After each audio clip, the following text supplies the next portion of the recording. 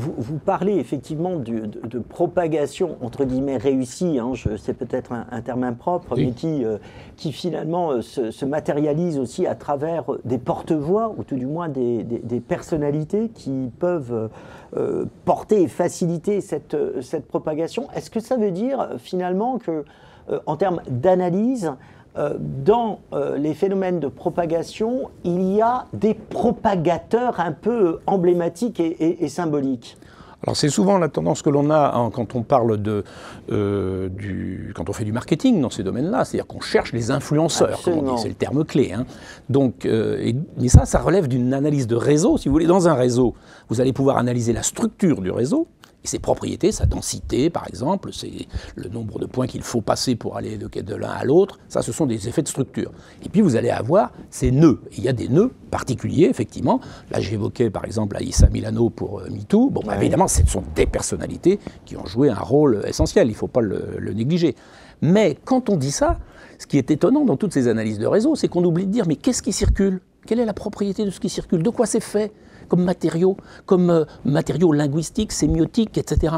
Et là, dans le cas des messages, mais on pourrait faire ça pour des objets, pour autre chose.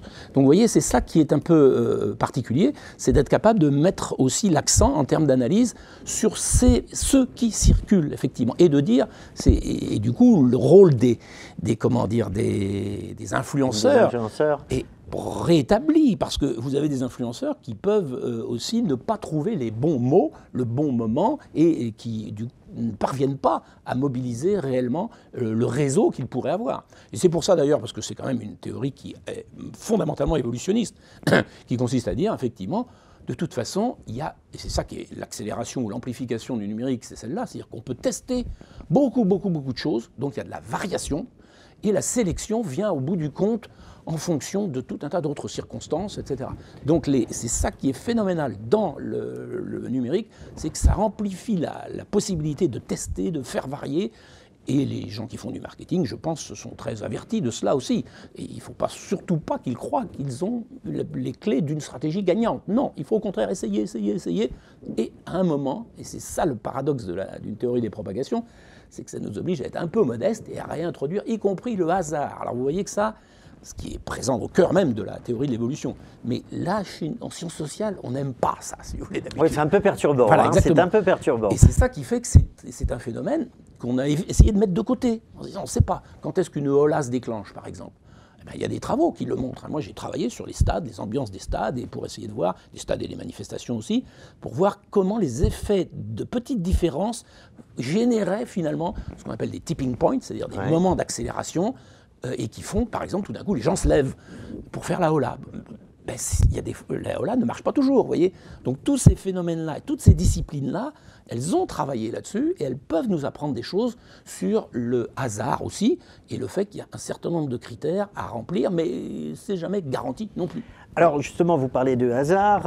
Une des missions, en tout cas de la puissance publique, c'est aussi de gérer, c'est donc de prévoir, et c'est d'une certaine façon être en capacité à gérer l'aléa. Comment des autorités publiques peuvent-elles intervenir, voire tenter de réguler ce phénomène de propagation? Est-ce que c'est possible? Alors, je dirais, j'aurais une première réponse sur la question du numérique. Le problème, c'est que cette amplification-là, qui m'intéresse du point de vue sociologique, si vous voulez, en même temps, elle produit des effets délétères au niveau de l'espace public. C'est-à-dire qu'on se rend compte que tout est accéléré, que le rythme général de nos réactions est devenu tel qu'on ne prend plus le temps de délibérer, d'être capable d'argumenter. Avant, il y avait des gatekeepers, comme on disait, c'est-à-dire effectivement les journalistes qui, eux, filtraient tout cela. Là, ils sont quasiment obligés de suivre le rythme, eux aussi, et là, il y a un vrai problème. Donc ça, c'est un des problèmes. La puissance publique doit intervenir pour ralentir ces processus-là. Ralentir non pas par des lois forcément, mais une obligation, j'allais dire. Et si ce n'est pas par des lois, c'est par quoi? Comment peut-elle intervenir si ce n'est pas dans un cadre législatif ou réglementaire? Alors, quelquefois, ce sont des cahiers des charges liés à la possibilité d'opérer sur un territoire, par exemple, ou dans un certain contexte, en disant, effectivement, vous devez avoir des outils de régulation, c'est-à-dire un compteur de vitesse. Comment est-ce qu'on est tout bêtement entraîné, quelqu'un qui fait 100 retweets dans la journée, je veux dire, Vous vous rendez compte, tous ceux qui l'inondent de tout cela, vous vous dites, bon, ben, là, il y a peut-être quelque chose. D'abord, de l'avertir. Donc, il y a une forme de prévention, comme on a fait dans la sécurité routière, dans d'autres domaines, etc. Donc, ça, c'est l'aspect réseaux sociaux. Paradoxalement, je pense qu'il faut les ralentir pour le bien-être mental, j'allais dire, de tout le monde. Mais du point de vue plus général des propagations, on voit bien que ce n'est pas seulement un problème de réseaux sociaux, c'est un problème globalement qui est l'expérience qu'on a eue du Covid, l'influence qu'on peut observer dans les réseaux terroristes, comment les influences circulent. Il y a énormément de phénomènes qui sont liés justement à des situations qui méritent un autre état d'esprit dans la forme de gouvernement. Parce que jusqu'ici, on est plutôt dans une vision un peu stratégique et du gouvernement qui tient les rênes ou qui est au-dessus, qui surplombe, si vous voulez, le phénomène. Donc il est en contrôle.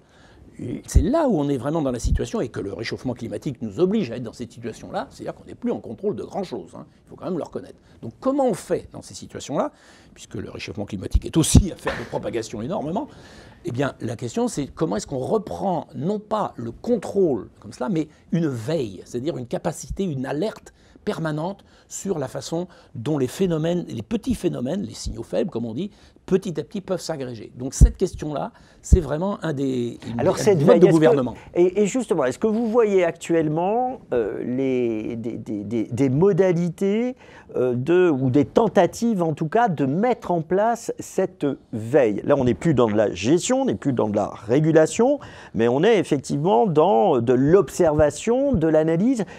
Concrètement, ça se manifeste comment? Et dans le contexte que nous connaissons en France, par exemple, ou en Europe plus largement, cette veille, qui l'organise et comment est-elle mise en œuvre? Prenons l'exemple de la cybersécurité, parce qu'après tout, c'est quand même un des endroits où il y a de la viralité aussi. Et des virus, on sait ce que ça donne, et ça peut avoir des effets amplifiés de façon extraordinaire. Eh bien, quand vous faites cette veille-là, vous n'êtes pas seulement arrivé après la bataille, vous êtes en permanence. Alors vous suivez certains centres, certains producteurs et certains groupes souterrains qui tentent de propager ces virus-là. Évidemment, vous êtes alertés, vous les surveillez en tant que source, mais vous veillez aussi sur un certain nombre de dysfonctionnements mineurs qui sont petit à petit considérés comme des débuts d'introduction d'un d'un certain nombre d'attaques ou toutes ces choses-là.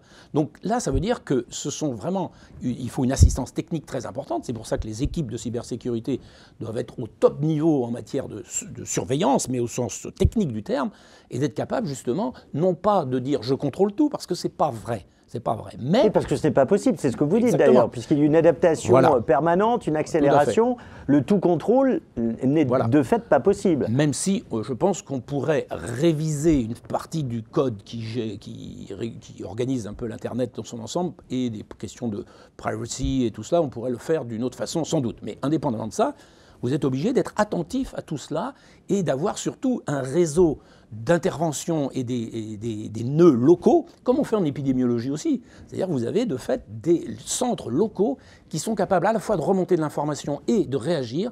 Et il faut, ce tissu-là, il est lui-même non pas seulement dépendant de la technique, mais dépendant de ce que j'appelle moi un design organisationnel, c'est-à-dire des collectifs qui sont organisés en réseau et attentifs ensemble.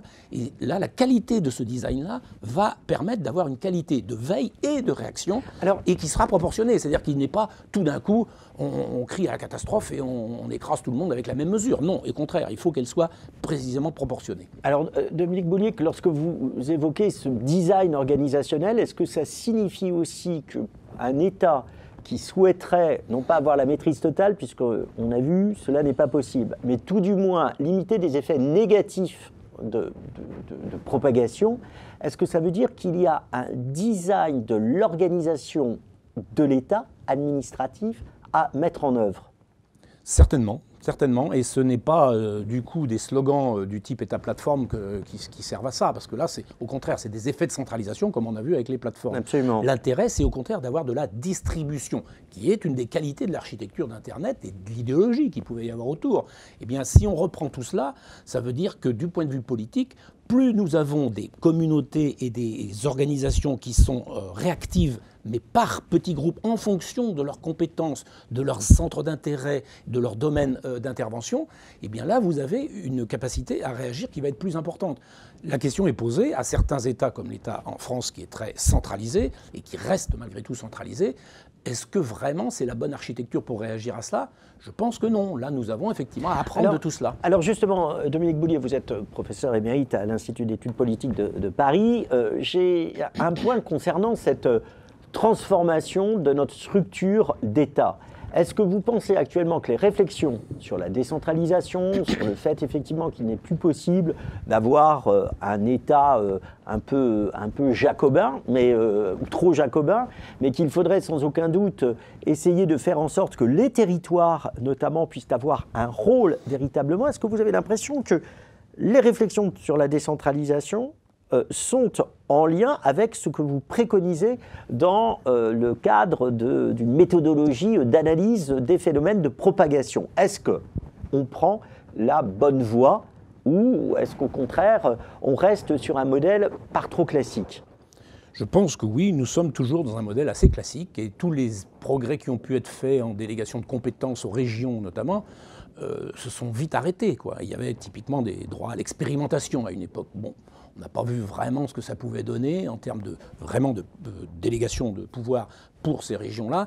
Et là, c'est quand même un des critères essentiels. C'est-à-dire qu'on ne sait pas a priori, selon les domaines, quelle est la bonne échelle. L'exemple type, c'est par exemple pour les questions de l'eau, bien effectivement, la bonne échelle, c'est l'échelle du bassin versant. Alors du coup, on a des agences de bassin qui sont absolument énormes. Donc on sait bien qu'il y a aussi des plus petits bassins versants pour certains affluents, etc.